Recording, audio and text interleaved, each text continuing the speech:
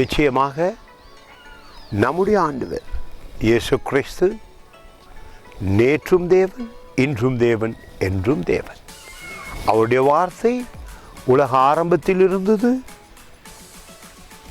இப்பொழுதும் இருக்கிறது.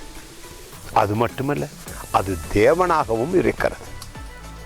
அவருடைய வார்த்தை ஜீவனை தருகிறது. ஆவியை அற்புதமாக ஆவியிலே நம்மை நடத்துகிறது. தேவ வார்த்தையிலே ஆவியும் ஜீவனும் இருக்கிறது. இந்த வார்த்தை சொல்லுகிறது, 3 பேர், பிதா, சுதன், பரிசுத்தாவி, ஒருவரே தேவன். ஆனாலும் 3 பகுதிகளாக பிதாவானவர் எங்களை மீட்டாரே. கிறிஸ்துக்குள்ளாக இன்று அந்த வல்லமை ஆவிக்குள்ளாக, பரிசுத்த ஆவிக்குள்ளாக விளங்கிக் கொள்ளுகிறோமே. மிக அருமையான ஒரு வசனம். இந்த வசனம் உங்கள் உள்ளத்தை தூக்கி எடுக்கும். நிச்சயமாக பிதா, சுதன், பரிசுத்த ஆவி என்பதை ஆவியிலே புரிந்து கொள்ளும் பொழுது, விளங்கிக் கொள்ளும் பொழுது அதிக ஆசீர்வாதம். இந்த வசனம் சொல்லுகிறது, 6ஆம் அதிகாரம் உபஆகமத்திலே 4வது வசனம், இஸ்ரவேலே கேள், உங்களையும் என்னை ஆண்டவர் அழைக்கிறார் கேட்கும்படியாக.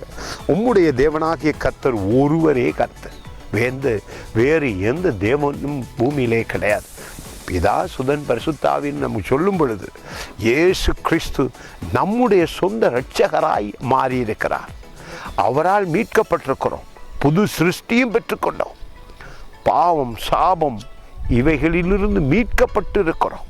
உடலில் ஆரோக்கியம் வர, மனதிலே சமாதானம் வர வேதம் உண்மையும் உயிரும் உள்ளதாய் இருக்கிறது.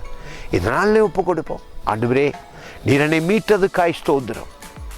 எப்பொழுதும் என்னோடு தங்கி இருக்கிறேன். நீர் ஒருவரே தேவன் என்று சொல்லுவதிலே சந்தோஷப்படுகிறேன். உம்முடைய நாமத்திலே விடுதலையும் அடைகிறேன். God bless you.